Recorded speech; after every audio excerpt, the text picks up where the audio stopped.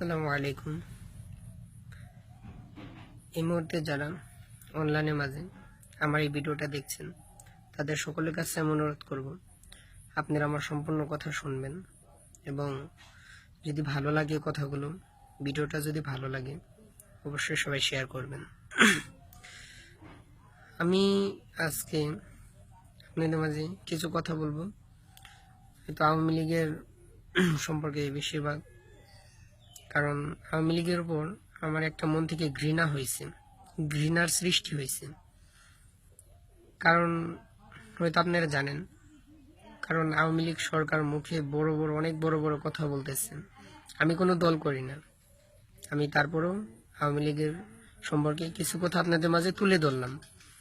আপনারা আমার কথায় রাগ করবেন না, কারণ যদি কথাগুলো ভালো লাগে অবশ্যই শেয়ার করবেন এবং কমেন্টে আমাকে জানাবেন আপনাদের মতামতটা।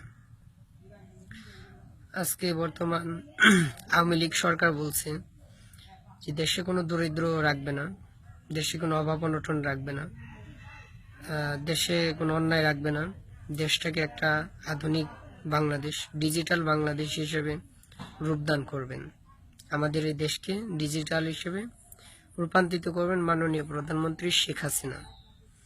আপনি কাকে দিয়ে দেশ ডিজিটাল করবেন? কাকে দিয়ে? কাদের দিয়ে? আমাদের মতো সন্তান দিয়ে, না ভারত থেকে এনে তাদেরকে দিয়ে? আজকে আপনার দেশে আমি এক কাশেম, আমাকে দিয়ে কিছু কথা বলি। আজকে আমি জন্ম নিবন্ধনের জন্য 5 বছর ধরে আপনাদের মাঝে ভিডিও করে যাচ্ছি, অনলাইনের মাধ্যমে, পেপারে আসছে, টিভিতে আসছে, সব কিছুতে আসছে।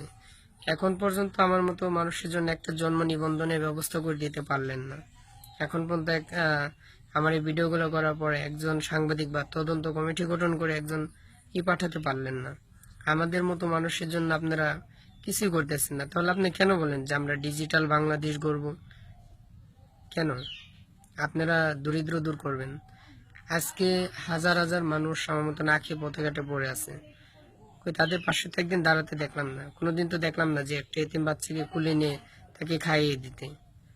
আপনার মতো মানুষে করবে ডিজিটাল বাংলাদেশ, এটা ভাবতেও ঘৃণা হয়। আজকে মুখে বড় বড় কথা বলেন, কিন্তু বাস্তবটা বড় কঠিন। পারলে বাস্তবে কিছু করে দেখান। আজকে পারলে বাস্তবে কিছু করে দেখান, পারলে অসহায় মানুষের প্রতি দাঁড়ান, মানুষের পাশে দাঁড়ান। আজকে যার যত আছে তার তত দিতেছেন। আজকে মুক্তামণির পাশে হাজার হাজার লোক দাঁড়াইছে, আপনারাও দাঁড়াইতেছেন। আর আজকে যার পাশে কেউ নাই তার পাশে আপনারা কেউ দাঁড়াইতেছেন না। দুনিয়ার বড় বড় যত লোক সব দাঁড়াইতেছে মুক্তামণির পাশে, বিরল রোগে আক্রান্ত তার পাশে আরো হাজারো লোকজন আছে। অথচ যার কিছু নাই, যার পাশে কেউ নাই, তার পাশে কেউ দাঁড়াইতেছেন না। আজকে তার পাশে কেউ দাঁড়াইতেছেন না। আজকে হাজার হাজার ভিউ হয়ে যাচ্ছে, হাজার হাজার মধু খৈকে একটা গান গেছিল জাহিদ, তাকে নিয়ে হাজার হাজার ভিডিও হয়েছে, তাকে নিয়ে চলচ্চিত্র নির্মাণ হয়েছে। আজকে তার পাশে দাঁড়ানোর মতো লোকের অভাব নেই। কিন্তু আমি এক কাশেম, কোনো অপরাধ করিনি সমাজে, জন্ম নিবন্ধন না থাকার কারণে লেখাপড়া করতে পারিনি, সেই জন্য আপনাদের মাঝে ভিডিও করছে অনেকগুলো। তা আমার পাশে দাঁড়ানোর মতো একজন লোকও নাই।